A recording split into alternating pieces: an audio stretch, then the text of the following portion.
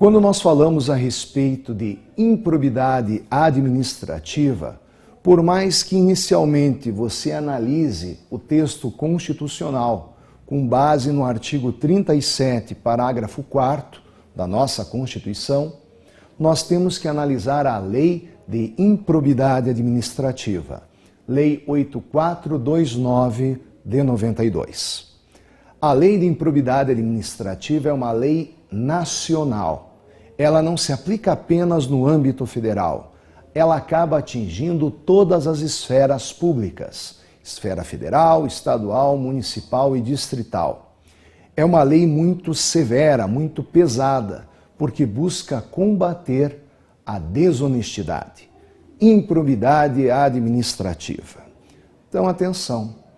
Para nós analisarmos adequadamente a lei de improbidade administrativa, normalmente nós temos que nos preocupar com esta ideia, a finalidade social que busca alcançar, combater a desonestidade. Então acompanhe aqui no nosso quadro, nós temos a Lei de Improbidade Administrativa, que é a Lei 8429 de 92. Um primeiro cuidado que nós temos que ter quando nós falamos sobre improbidade administrativa é destacar quem é o sujeito ativo, quem pode praticar um ato de improbidade administrativa. E já nas disposições gerais, no artigo 2º, nós encontramos um conceito amplo de agente público que pode ser enquadrado como sujeito ativo, pode praticar um ato que viola a moralidade administrativa. Então ali nós vamos encontrar um conceito amplo de agente público. Qualquer pessoa física que desempenhe uma função pública, seja cargo, seja emprego público, seja função pública em sentido estrito.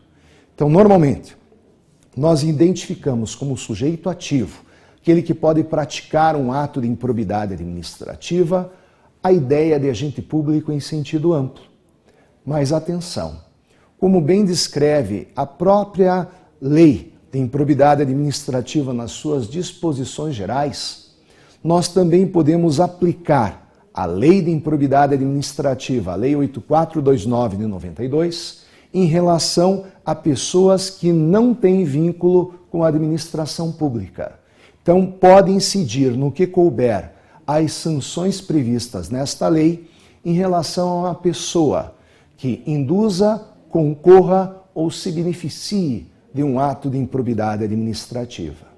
É lógico que essa pessoa, que muitas vezes não tem vínculo com a administração pública, mas concorreu, induziu ou se beneficiou de um ato de improbidade administrativa, também poderá, nesse caso, no que couber, sofrer as sanções dessa lei.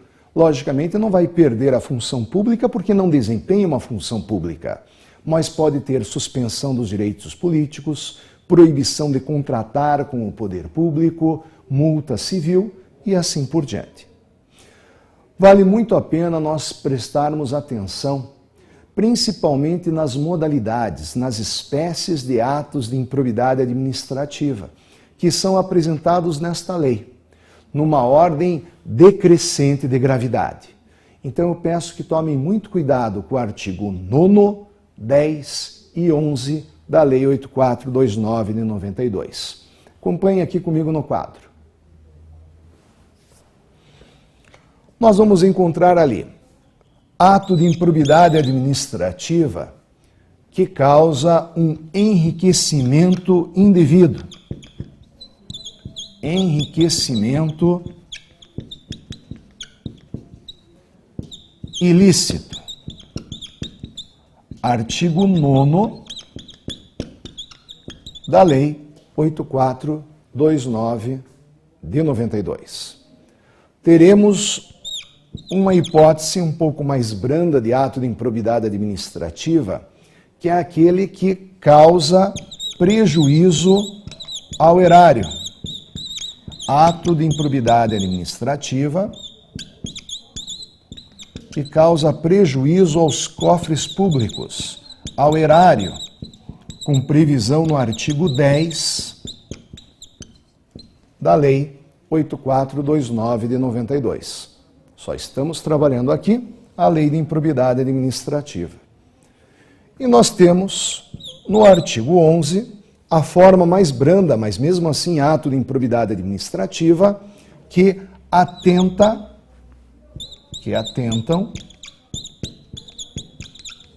contra os princípios